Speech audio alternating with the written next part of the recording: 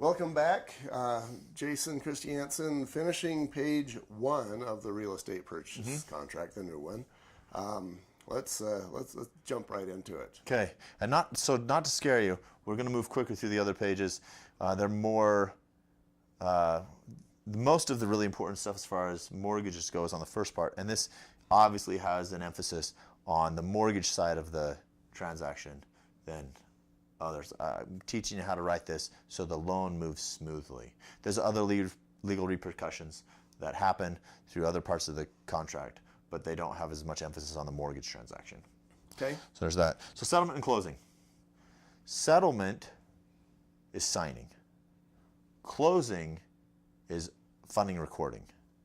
Okay. So one of those things that doesn't matter so much what you call it, it doesn't change what it really is. But if you want to look like an expert, call it what it is. Yeah, that's kind of where I'm going, is if you, the realtor, are talking to me, the home buyer, and you're talking about words like settlement and closing, I'm going to ask, because I am that nerd that wants to know the difference between what it is. And so, yeah, you've got to have that answer. Yeah. That is actually, I bought a number of homes, and nobody's ever explained that to me. Yeah. Yeah, it's ironic because not much is new in here. Mm-hmm. So settlement needs to take place no later than the settlement deadline, right? Settlement, the signing.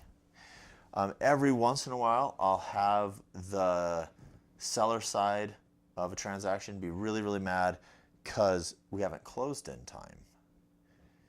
But there's no, if you go to the back, and we're not going to hit it, right, there's no closing deadline written here. This is a settlement deadline. So this is when you need to sign. So right at the very end of the last page, yeah, did they take that out, the closing deadline, or it was never there? No, it's just a settlement deadline. Okay. So now there is a deadline for when closing has to happen after settlement, but settlement's the one that's defined. Okay, so it talks about, first we're talking about settlement. It has to happen by the deadline. They have to sign the documents, right? So that it's signing. And that happens to happen with typically a title company, but any legal notary can take care of it. They need to be signed. And then it moves into closing.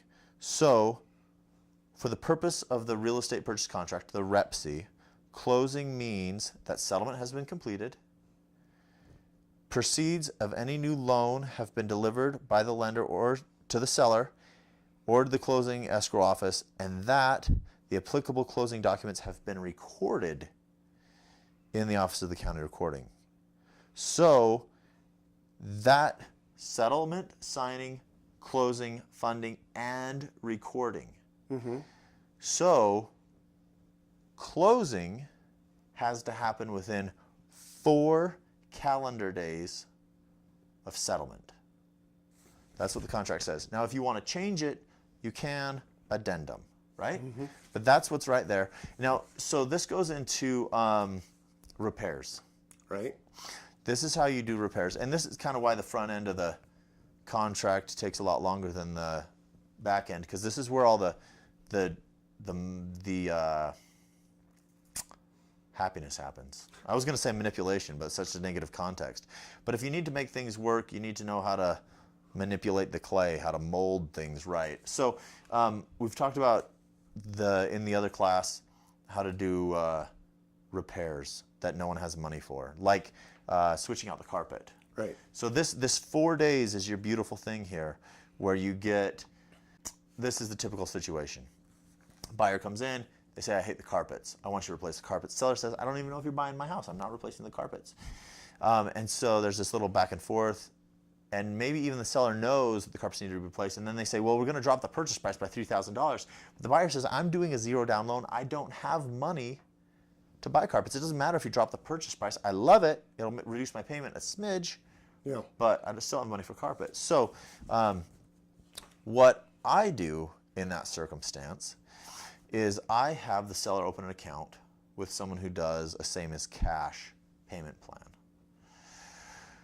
They'll pick out the carpet, they'll get the cost for the install, they'll add that to the purchase price or work it out.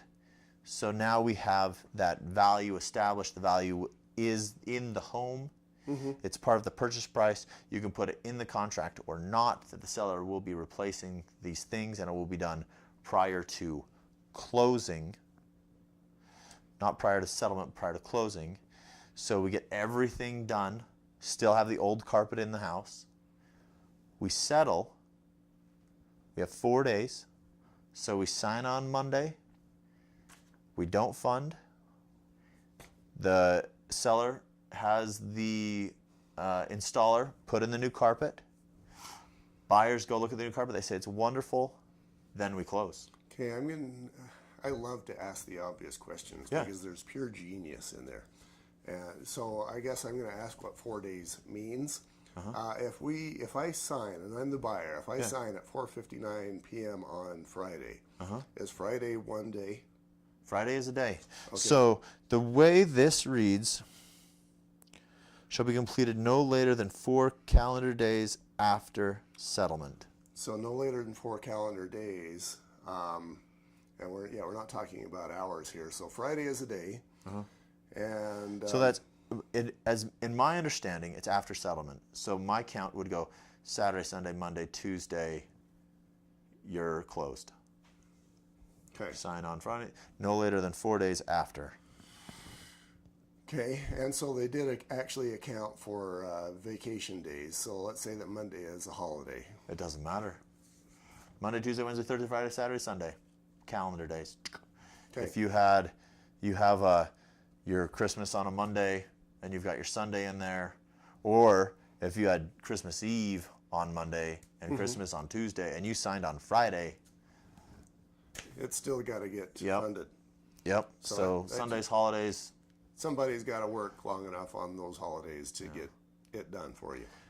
And typically there's enough days. You sign on that Friday, there's enough time to process to get it done. They're open where you can have the closing take place. But that's, if you were doing a repair in those days, you'd probably want to move your settlement deadline to allow time between settlement and closing. And I totally see how carpet can be done that way, but as the home inspector, I know that I'll call out maybe a roof issue or a mold or an electrical issue where the electrical, maybe the home was built in 1945. It's got, whatever sort of a wiring, maybe some aluminum wiring installed in the 70s. And then it becomes a little more interesting because you can't go to R.C. Willey and order some new electrical. Yeah. I've done a roof a time or two. Where the contractor is made aware of how it's going, and it takes a little bit of reassurance because contractors don't have as deep pockets as R.C. Willey. Yes. So, anyway, there's that, and then so after we cover closing, then there's possession. So, it covers a little bit in section 6, which is a fun section. This happens like, when does my buyer get the house? So upon recording, or hours after recording, or calendar days after recording. So as far as, you can put wherever you want here. You could put 360 calendar days after recording. Not the best idea. You couldn't get a loan, but you can do it, right? So talk to your lender, because different loan programs have different time requirements. That's how soon the borrower has to take possession of the home. Your buyer can do whatever he wants. If he's buying this cash, whatever. But a rule of thumb, don't go over 30. 30 days after recording. After recording. Yeah, exactly, closing. Okay. So, personal preference, I recommend no longer than really, really quick. I like it upon recording, because the longer the seller or tenants or whatever are in the home after it becomes the new owners, the more chance for damage. Right. Condition of the property to change. Yeah, and I'm thinking, my default, were I to play the realtor, my default would be 0 days. Yeah. If they're going to start paying the bill, they need to be upon recording. Yeah. Yeah, that's what I like. There's times when it doesn't work. You want to give your seller a little bit of time to move out, Sometimes when you have that domino effect going on, you need it, but I recommend you keep it short. Yeah, and the seller can start moving out a week early, and so that's not a problem, is kind of what I'm thinking. Yeah, if you can do it, it works beautiful. Okay, That's it. Next section's prorations, which is another beautiful section. beautiful. You have a weird variety of beautiful, Jason. Yeah. We'll be right back.